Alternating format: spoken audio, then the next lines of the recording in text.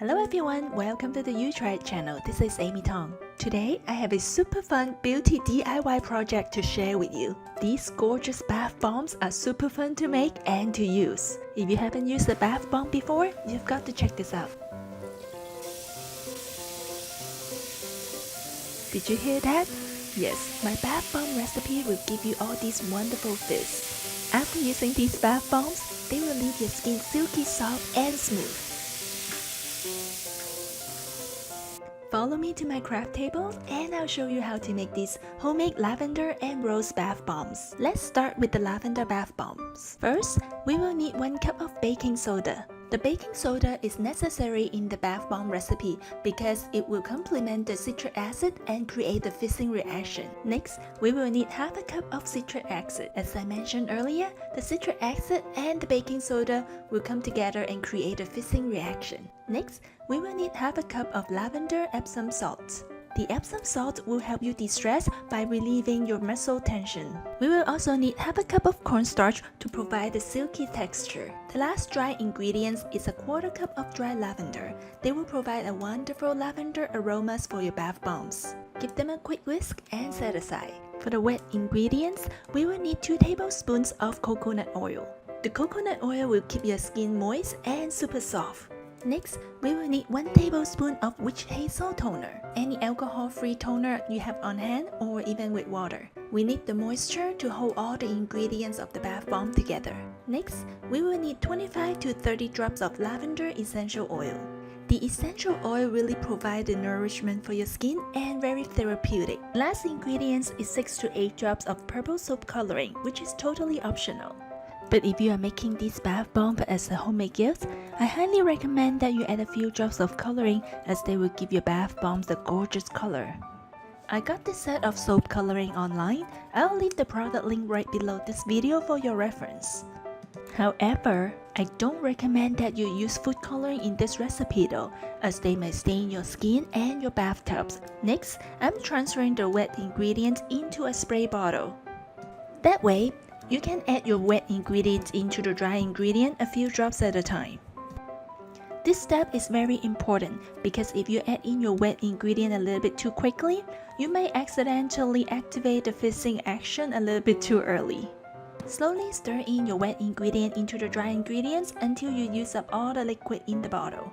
I got this plastic bath bomb mold online, which is about 6 cm in diameter.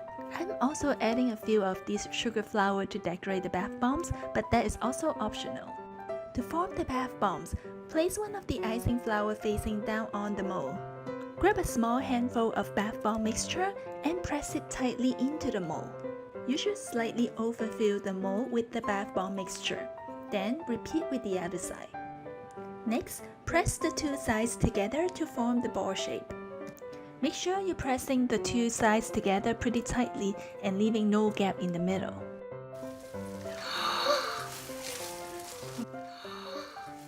Can you tell my little girl was really impressed with the results? The last step is to leave your bath bombs to dry overnight. For the rose bath bombs, the process is quite similar to the lavender bath bombs. I will leave the link to the recipes below this video for your convenience. For the rose bath bombs, instead of dry lavender, we will be using dry rose petals. These are actually dry rose tea buds that I'm breaking the petals off from the stems. The wet ingredients are actually quite similar as well. But instead of using the lavender essential oil, I'm using the rose this time. And instead of purple soap coloring, I'm using pink this time. Again, the rest of the steps are pretty similar to the lavender bath bombs. To glam up the bath bombs, I'm using a couple of rose tea buds. Then, pressing the bath bomb mixture into the molds. Repeat with the other side of the mold and press it together. Make sure to press the molds tightly together and leaving no gaps in the middle. And here's a little tip for you. You can use the back of a spoon and gently tap on the mold. That would actually make unmolding easier. See how gorgeous they turn out? Again, leave your bath bombs to dry overnight. I actually make a few bath bombs that are a mix of rose and lavender together. Those will come in handy when I cannot decide what flavor to choose that day. And for the tiny rose bath bomb, I simply press some of the bath bomb mixture into a rose-shaped silicone mold. These tiny bath bombs are perfect if you want to have a spa for your hands. And depending on the size of your bathtub, you may want to use 1 to 2 large bath bombs each time. I hope you enjoyed today's tutorial and will give this homemade bath bomb recipe a try real soon. Before you go, please remember to click on the subscribe button and subscribe to my channel. That way, you will be the first to know when I have a fun recipe coming out.